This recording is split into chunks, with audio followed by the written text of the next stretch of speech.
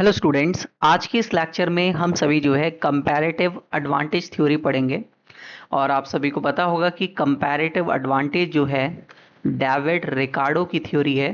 ठीक है, तो डेविड रिकार्डो की थ्योरी पढ़ेंगे। लास्ट क्लास हमने एब्सोल्यूट एडवांटेज एडम स्मिथ की थ्योरी पढ़ी थी। आज हम जो है डेविड रिकार्डो की कंपैरेटिव एडवांटेज थ्योरी पढ़ते हैं। और ये लेक्चर जो है आप सभी के, अगर यूपी पीजीटी का आपका एग्ज़ाम है, जीआईसी का एग्ज़ाम है, जीडीसी का एग्ज़ाम है, या फिर आप नेट एग्ज़ाम की तैयारी कर रहे हैं, या फिर अदर किसी भी टीचिंग एग्ज़ाम की तैयारी कर रहे हैं, तो उन सभी के लिए आपके लिए हेल्पफुल लेक्चर रहने वाला है। तो आप स्टार्टिंग से एंड तक देख सकते हैं, आपको कंपैरेटिव एडवांटेज थ्योरी में कोई भी डाउट नहीं आएगा इस वीडियो को देखने के बाद। तो चलिए स्टार्ट करते हैं आज का लेक्चर।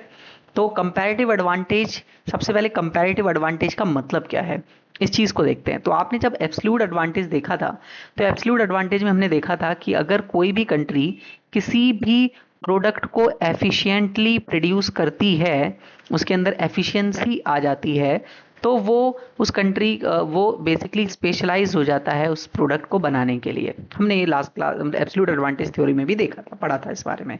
ठीक है, तो कंपैरेटिव कॉस्ट एडवांटेज थ्योरी जो है बेसिकली मेंटेन करता है, it's the trade is lot free each country in the long term to specialized. अगर कोई कंट्री किसी भी प्रोडक्ट को बनाने में स्पेशलाइज्ड होती है, किसी प्रोडक्ट को बनाने में, तो वो उसी प्रोडक्ट को क्या करेगी, एक्सपोर्ट करेगी और उससे बेनिफिट कमाएगी।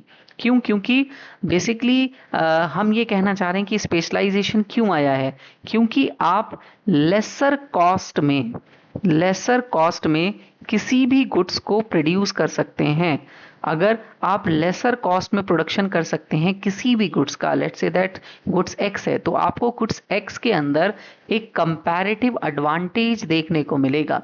और ये कंपैरेटिव एडवांटेज आप कंपेयर करेंगे अदर गुड्स के कंपैरिजन में। जैसे फॉर एग्जांपल मैं आपसे कहूँ कि मैं गुड्स एक्स को बहुत ही कम कॉस्ट पे बना सकता हूँ, बट मैं वाई गुड्स को जो है वो थोड़ी सी हाई कॉस्ट पे बनाता हूँ इन कंपैरिजन टू एक्स। मैं यहाँ पर कंपेयर कर रहा हूँ इन दोनों गुड्स को, एब्सोल्यूट एडवांटेज की तरह नहीं। यहाँ पर मैं इन दोनों गुड्स की क्वांटिटीज को कंपेयर कर रहा हूँ कि मैं कितनी कॉस्ट में इसको बना सकता हूँ।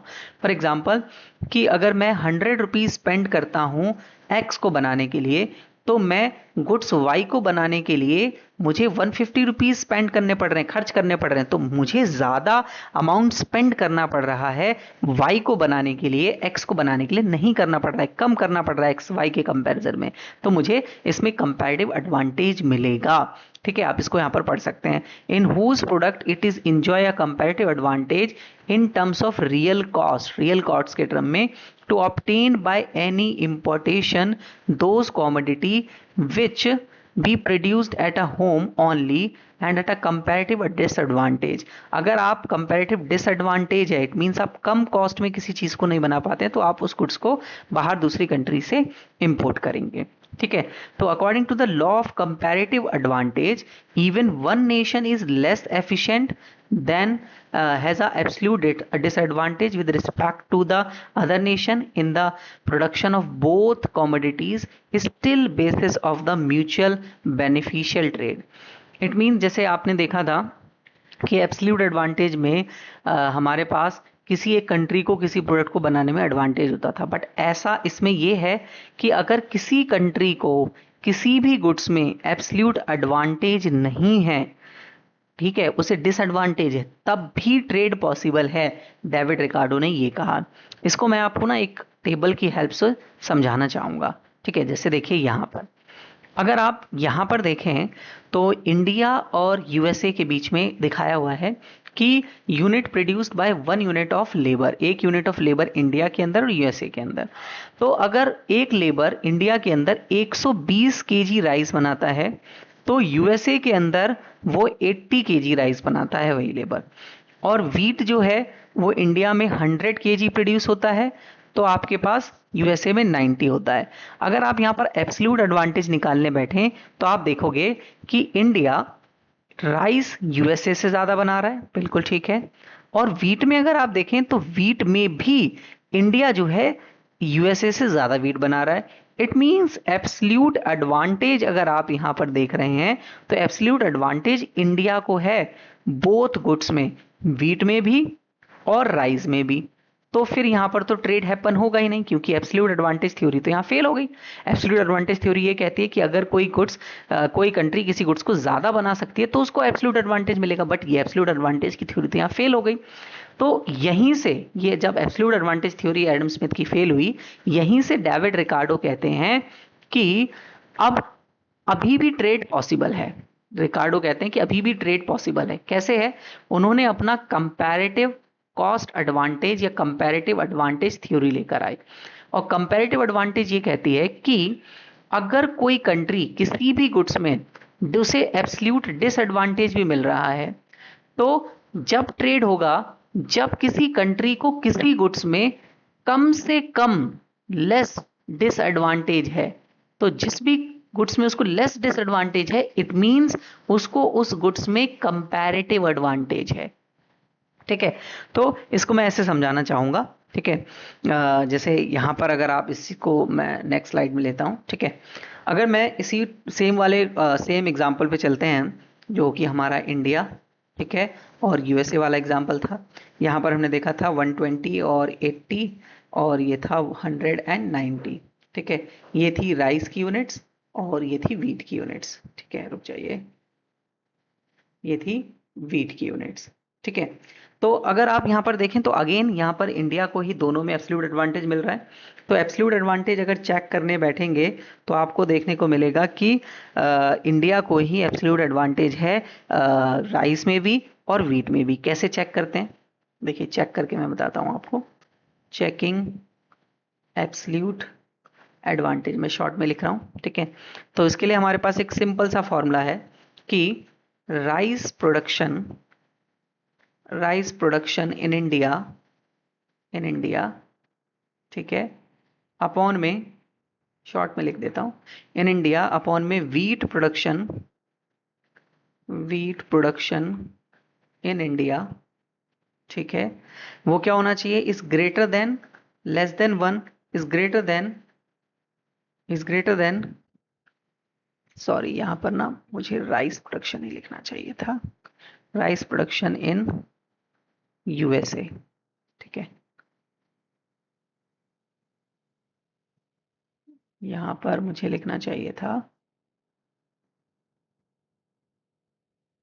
यहां पर राइस प्रोडक्शन इन यूएसए। ठीक है, और यहां पर आ जाएगा wheat production in India upon में वीट प्रोडक्शन इन यूएसए। ठीक है, तो अब जरा इसमें आप इस इक्वेशन में डालें, राइस प्रोडक्शन इन इंडिया कितना है? 120, एंड राइस प्रोडक्शन यूएसए कितना है? 80, is greater than 1, is less than, greater than, wheat production in India 100, और ये है 90।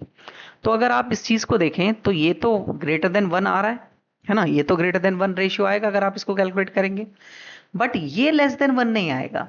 इट मींस ये चीज ऐसे नजर आएगी, 120 अपॉन में 80 ग्रेटर देन 100 अपॉन में 90 इज 1। ठीक है, यानी कि दोनों ही 1 से ज्यादा हैं। इट मींस इंडिया को दोनों ही गुड्स में एब्सोल्यूट एडवांटेज मिल रहा है। ठीक है, यहां पर आप लिखेंगे India has absolute advantage in rice and wheat production. ठीक है, और जो आपका यूएसए है, USA has absolute disadvantage in rice and wheat production, rice और वीट के प्रोडक्शन में दोनों में ही उसको डिसएडवांटेज है। तो अब इन दोनों के बीच में ट्रेड हैपन हो ही नहीं सकता। तो इस चीज को ट्रेड हैपन करने के लिए कंपैरेटिव कॉस्ट थ्योरी आपकी यहाँ पर काम आती है। ठीक है, अगर आप इसको कैलकुलेट भी करेंगे तो ये हमेशा इसी तरीके से आएगा। आप कंपैरेटिव एडवांटेज टर्म क्या कहती है? कंपैरेटिव एडवांटेज में आप ये देखेंगे कि किस कंट्री को सबसे ज्यादा बेनिफिट मिला। जैसे मैं आगे नेक्स्ट स्लाइड में चलता हूं, और मैंने यहां पर लिखा कि 120 आया था आपका, 120 by 80 is greater than 100 by 90, is greater than 1 आया था, है ना। तो अगर आप इसको कैलकुलेट करेंगे 1.5 आ जाएगा, इज ग्रेटर देन 1.11 समथिंग आएगा, और ये 1 आएगा। इट मीन्स इंडिया जो है उसको मोर कंपैरेटिव एडवांटेज है इन दीज, मतलब सबसे ज्यादा जो रेशियो ये आ रहा है ये मोर कंपैरेटिव एडवांटेज को दिखा रहा है, मोर कंपैरेटिव एडवांटेज। ठीक है, मोर कंपैरेटिव एडवांटेज मिलेगा। और याद होगा आप सभी को, हमने ये दिखाया था राइस प्रोडक्शन में। ठीक है, तो इंडिया को मोर कंपैरेटिव प्रोडक्शन मिल रहा है, एडवांटेज राइस प्रोडक्शन में। किसको? इंडिया को। ठीक है, अब आप कहेंगे कि ट्रेड अब कैसे हैपन होगा, तो फिर तो अब आप इसी सेम चीज को हम चेक करते हैं point of view of the USA. तो यूएसए के पॉइंट ऑफ व्यू से चेक कर रहे हैं, in USA point of view. ठीक है, तो यूएसए के पॉइंट ऑफ व्यू से अगर मैं इस चीज को चेक करूं तो मैं इस तरीके से निकालूंगा कि आपके पास राइस प्रोडक्शन, शॉर्ट में लिखूंगा इन यूएसए अपॉन में rice production in India is greater than 1, is greater than wheat production in USA upon में wheat production in India। ठीक है, रखिए values. Rice production in India, rice production in USA 80 और India में 120, मतलब fraction उल्टी हो जाएगी basically. Rice production in India 80 और sorry USA 80, India 120 is greater than 1, is greater than, और वीट प्रोडक्शन कितना था, उल्टा कर दीजिए, 90 ऊपर आएगा, नीचे 100 आएगा। तो अब आप इन दोनों फ्रैक्शंस को कैलकुलेट करेंगे बच्चे, तो आपके पास ये दोनों ही फ्रैक्शंस जो की वैल्यूज जो है वो बहुत कम आएगी। इट मीन्स ये आ जाएगा आपका 0.66 समथिंग, और ये आ जाएगा आपका 0.9 समथिंग। तो 0.66 is more less than 0.9 and दोनों ही इज लेस देन 1 है। तो दोनों ही अगर लेस देन 1 आ रहे हैं तो ये दिखा रहा है डिसएडवांटेज को, ये डिसएडवांटेज दिखा रहा है कि यहां पर एब्सल्यूट डिसएडवांटेज देखने को मिला है दोनों सॉरी यूएसए को, दोनों प्रोडक्ट्स के अंदर। बट सबसे कम डिसएडवांटेज किसमें है, तो सबसे कम अगर आप डिसएडवांटेज देखेंगे तो यहां पर आपको देखने को मिलेगा राइस के प्रोडक्शन में, और सबसे ज्यादा डिसएडवांटेज किसमें देखने को मिलेगा, आपका वीट के प्रोडक्शन में। तो इसी चीज को रिकार्डो कहते हैं कि जैसे अभी हमने यूएसए के पॉइंट ऑफ व्यू से कहा कि यूएसए को 0.066 वैल्यू आ रही है राइस में, और 0.99 वैल्यू आ रही है आपका वीट में। तो यहां पर कंपैरेटिव डिसएडवांटेज अगर हम देखें तो आपका कंपैरेटिव डिसएडवांटेज यहां पर ज्यादा है, कंपैरेटिव डिसएडवांटेज वीट में ज्यादा है, मोर डिसएडवांटेज है। बट राइस के प्रोडक्शन में आपको लेस डिसएडवांटेज देखने को मिल रहा है, यहां पर डिसएडवांटेज आपका कम है।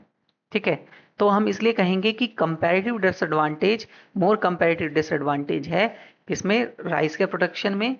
सॉरी मैंने उल्टा बोल दिया, अगर जो 1 से कम है, ठीक है मैं यहाँ हटा देता हूँ, ये लेस डिसएडवांटेज है, ये मोर डिसएडवांटेज है, क्योंकि 1 से ज्यादा दूर ये है, ये नहीं है, ये फार मतलब थोड़ा क्लोजर है। जब कोई भी टर्म क्लोज होगी तो वो उतना डिसएडवांटेज इसको नहीं दिखाएगा। इसलिए आप बोलेंगे कि जो USA has less comparative disadvantage in the protection of the wheat, तो यहां पर लेस कंपैरेटिव डिसएडवांटेज है। इट मींस कि यूएसए जो है वो वीट को प्रोड्यूस करेगा, उसको वीट में कंपैरेटिव एडवांटेज है। ठीक है, वीट को प्रोड्यूस करेगा और इसी गुड्स को ये क्या करेगा, एक्सपोर्ट करेगा, वीट को ही। ठीक है, और इंडिया से राइस को खरीदेगा, इंडिया से राइस इंपोर्ट करेगा। ठीक है, वहीं अगर आप बात करते हैं इंडिया की, तो इंडिया को अभी हमने देखा करंट राइस में मिल रहा है कंपैरेटिव एडवांटेज, कंपैरेटिव एडवांटेज। ठीक है, इसलिए ये राइस को ही एक्सपोर्ट करेगा और इंपोर्ट करेगा वीट को फ्रॉम यूएसए, फ्रॉम यूएसए। ठीक है, यहां तक की कहानी आप सभी को समझ में आई होगी होपफुली। ठीक है, ये हमारी पूरी की पूरी थ्योरी है कि किस तरीके से स्पेशलाइजेशन मिलता है। ठीक है, अब हम आगे बात करते हैं। और अभी इसमें मैंने ये थ्योरी समझाई, इसकी एजम्पशंस वगैरह रह गई हैं। बेसिकली मैंने थ्योरी पूरी आपको समझा दी, एजम्पशंस वगैरह बाकी हैं। तो अजम्पशंस के ऊपर चलते हैं। तो अजम्पशंस में अगर हम देखें तो अगेन ये 2x2x1 मॉडल है आपके पास डेविड रिकार्डो का। और डेविड रिकार्डो 2 कंट्रीज ए और B, 2 goods 2 commodities X and Y, and tastes are similar in the both countries. दोनों कंट्रीज में टेस्ट सिमिलर हैं, सेम है। Labour is the only factor production, यहां पर भी अगेन एक ही फैक्टर प्रोडक्शन लिया गया है। Price of the two commodities are determined by the labour cost, the number of labours unit employed to produce each, यानी कि जो कमोडिटीज का प्राइस होगा वो लेबर्स की कॉस्ट के अकॉर्डिंग होगा कि लेबर की कॉस्ट कितनी आ रही है हमें उस गुड्स को बनाने के लिए। Commodities are under the law of constant return to scale, यहाँ पे भी सीआरएस अप्लाई हो रहा है, यानी कि कोई इकोनॉमीज ऑफ स्केल नहीं होंगे। There are free trade between two countries, कोई भी ट्रेड बैरियर नहीं है जैसे एब्सोल्यूट एडवांटेज थ्योरी में था। कोई भी ट्रांसपोर्टेशन कॉस्ट नहीं है दो कंट्रीज के बीच में। इंटरनेशनल मार्केट जो है इस परफेक्टली है। Exchange ratio of the two commodities is same, कोई चेंज यहाँ पर नहीं होगा। ठीक है, labour is homogeneous, same labour है, मतलब यहाँ पर लेबर को आपने सेम क्वालिटीज या सेम स्किल्स के साथ लेबर को अज्यूम किया है। परफेक्ट कंपटीशन है, फुल एम्प्लॉयमेंट रहेगा। अगेन क्लासिकल की है तो क्लासिकल की एजम्पशंस टाइप मिलेंगी यहाँ पर आपको। कॉस्ट और prices of the commodity infers exclusively from the labour content and labour theory of value. Labour theory of value पर ये जो है वो फोकस देता है। लेबर थ्योरी ऑफ वैल्यू का मतलब है कि लेबर ही सरप्लस जनरेट कर रहा है। ठीक है, लेबर जो है वो सरप्लस जनरेट करके देगा आपको, इसलिए यहाँ पर इस चीज को अज्यूम किया हुआ है। ठीक है, नेक्स्ट है नो टेक्निकल चेंजेस, कोई टेक्निकल चेंज नहीं होंगे। कांस्टेंट प्रोडक्शन कॉस्ट प्रोडक्शन होगा, सीआरएस पहले लिया था हमने। सिमिलर टेस्ट होंगे दोनों कंट्रीज में। Trade between two nation take place the basis of the barter system, कि गुड्स के बदले गुड्स को ही लिया जाएगा, एक्स गुड्स के बदले वाई गुड्स को। ठीक है, कोई मनी मॉनेटरी एक्सचेंज नहीं है।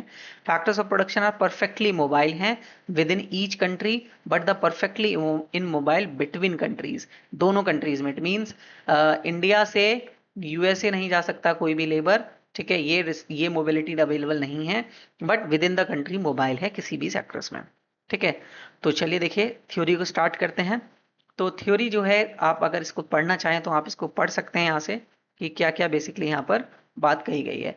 तो आप देखेंगे यहाँ पर लिखा है रिकार्डो बेस इस law of comparative advantage under the labour theory of value. Labour theory of value यानी कि लेबर्स को ज्यादा वैल्यू देने के ऊपर बात करते हैं कि लेबर की थ्योरी वैल्यू यहाँ पर ली हुई है कि लेबर जो है वो ओनली फैक्टर्स ऑफ प्रोडक्शन है और वो ही सरप्लस या इनकम जनरेट करके देगा, उसके अकॉर्डिंग ही चीजों को देखा जाएगा। ठीक है, यहाँ पर बेसिकली इसके बारे में बात कही है।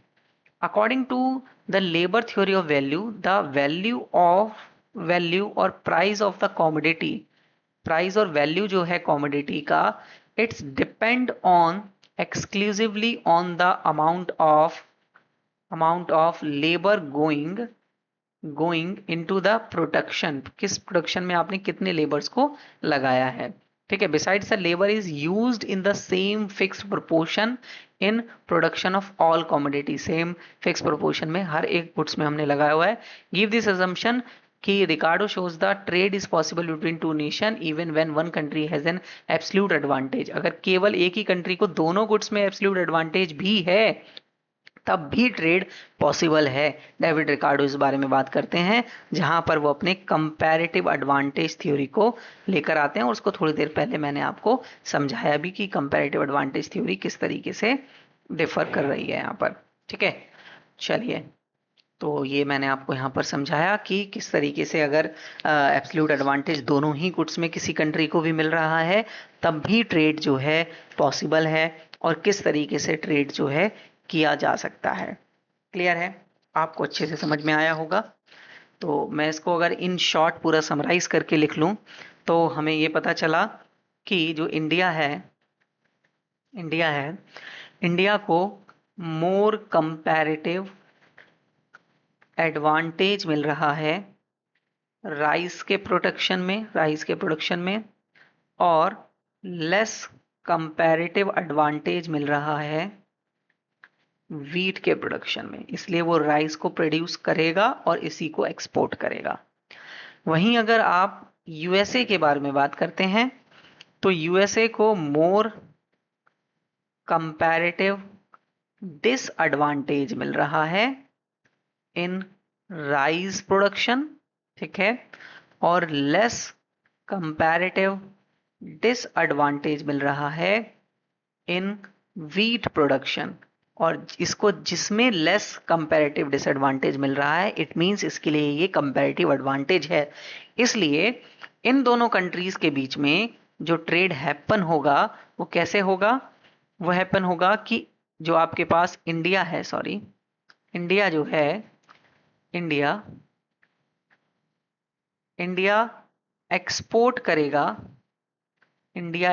करेगा राइस टू यूएसए, ठीक है, और यूएसए एक्सपोर्ट करेगा वीट टू इंडिया, ठीक है। ये इनके बीच में इक्वेशन बन जाएगी।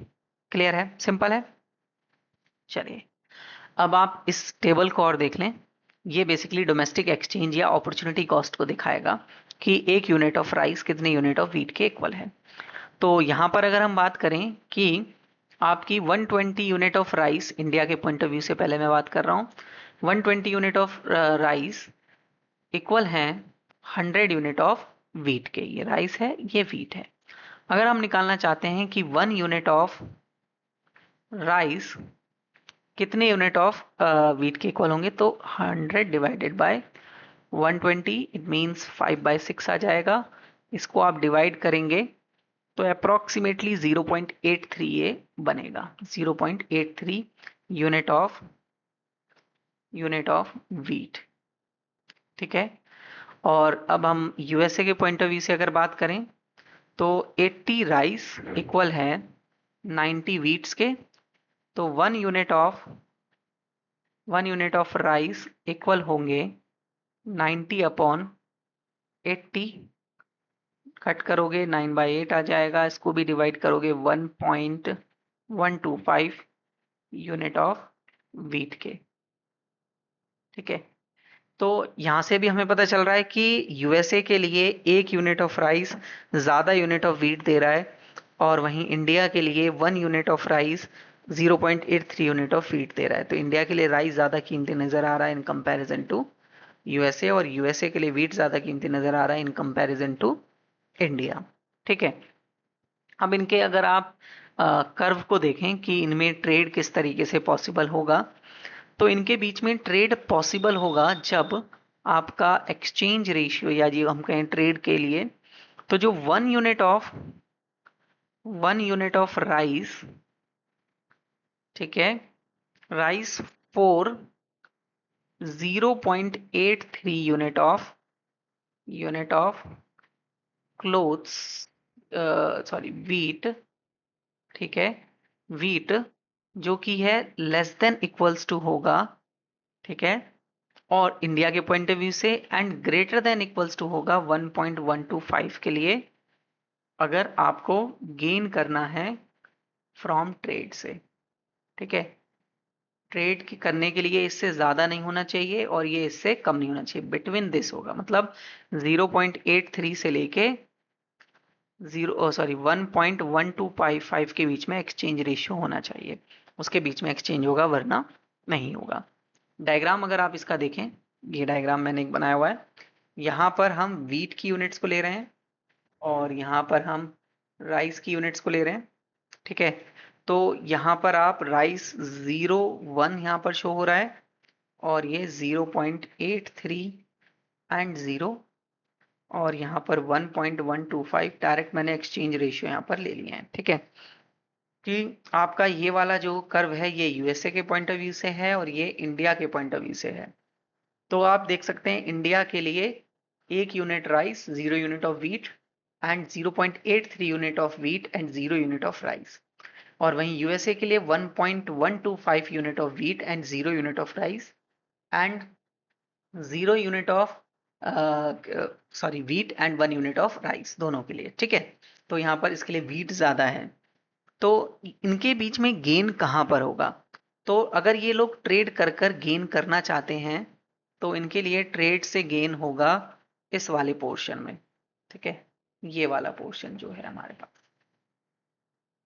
ये वाले पोर्शन में होगा। मैं इसको थोड़ा सा,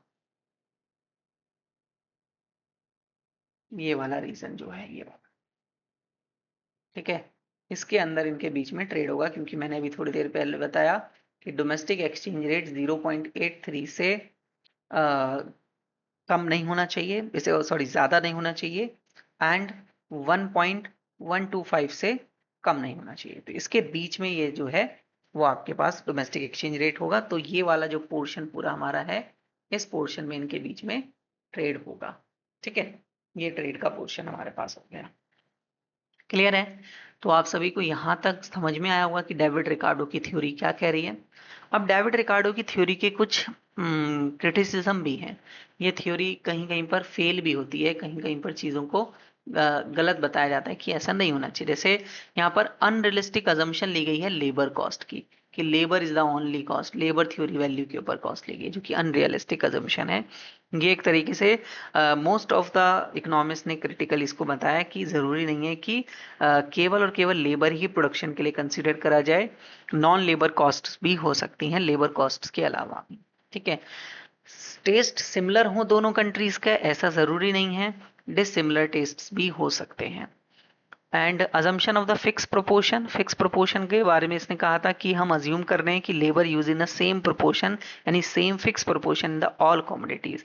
मतलब जितना मैंने वीट के प्रोडक्शन में लगाया उतना ही राइस में लगाऊंगा, सेम लेबर। ऐसा जरूरी नहीं है, ऐसा जरूरी हो सकता है कि वीट को ज्यादा लेबर की जरूरत हो, राइस को ना हो, या राइस को ज्यादा लेबर की जरूरत हो, वीट को ना हो। ऐसा जरूरी हो सकता है। आप सेम प्रोपोर्शन में, फिक्स प्रोपोर्शन में किसी चीज को नहीं लगा सकते। ये एक तरीके से अनरियलिस्टिक अजम्पशन है। Unrealistic assumption of the constant cost, cost हमेशा कांस्टेंट नहीं हो सकती, कॉस्ट बढ़ भी सकती है, कम भी हो सकती है। ये भी इसकी एक अनरियलिस्टिक अजम्पशन है। इन्होंने ट्रांसपोर्टेशन कॉस्ट को इग्नोर रखा। इन्होंने ये माना है कि दो कंट्रीज के बीच में जब ट्रेड होगा तो ट्रेड करने के लिए कोई भी ट्रांसपोर्टेशन कॉस्ट नहीं आएगी, जबकि ऐसा नहीं है, ट्रांसपोर्टेशन कॉस्ट आती है।